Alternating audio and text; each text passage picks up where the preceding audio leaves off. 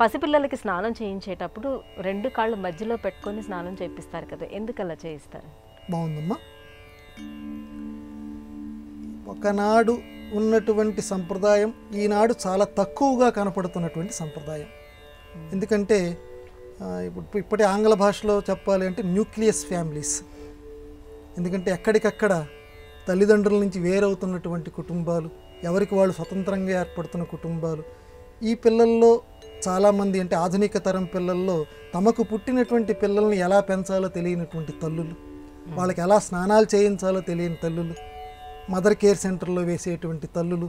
ఈ ప్రస్తుత వాతావరణంలో ఈ ప్రశ్న మనం పునరాలోచిస్తున్నాం. పూర్వకాలంలో తల్లులు బిడ్డల పట్ల అంత జాగ్రత్త తీసుకునేవారు. ఎందుకంటే తల్లికి రక్షణగా వాళ్ళ తల్లి ఉండేది, లేకపోతే అమ్మమ్మ ఉండేది. ఆ బిడ్డ కలిగిన వెంటనే ఆ నెలల పాపని లేకపోతే బాబుని ఇలా కాళ్ళ మీద ఇలా పడుకోబెట్టుకొని స్నానం చేయించేవారు.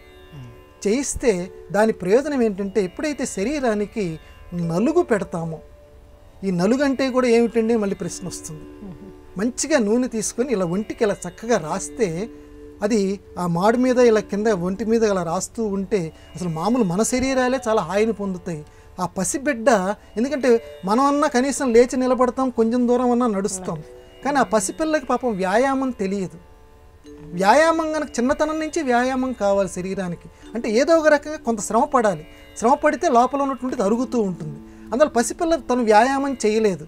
అందువల్ల ఈ నలుగు పెట్టి ఒంటి మీద ఇలా రాస్తూ ఉంటే అప్పుడు అది ఆ శరీరానికి వ్యాయామం చేసినట్టు అవుతుంది. వాళ్ళ ఆరోగ్యం చక్కగా ఉంటుంది, వ్యాయామం చేసినట్టే హాయిగా పడుకుంటారు. అది పూర్వకాలపు అమ్మమ్మలకి వాళ్ళకి తెలిసినటువంటి రహస్యం. చాలా అది రాసేటప్పుడు కూడా ఎక్కడ ఎంత స్థాయిలో రుద్దాలి. నాకు బలం ఉంది కదా, దేవుడు నాకు 60 కేజీలు 70 కేజీలు బరువు ఇచ్చాడు కదా, ఈ బరువు అంతా ఈ పసిపాప మీద చూపిస్తాను రుద్దేవారు కాదు. ఏ ప్రమాణంలో రుద్దాలి అలా రుద్దేవారు. అలానే ఎందుకు పడుకోబెట్టుకునేవారంటే అలా పడుకోబెట్టుకుంటే బిడ్డకి ఒక గొప్ప స్వస్థత చేకూరుతుంది. మామూలుగా పడుకునేదానికంటే కూడా ఈ కాళ్ళ మీదకి పడుకోబెడితే ఆ స్పర్శ తెలుస్తుందట బిడ్డకి.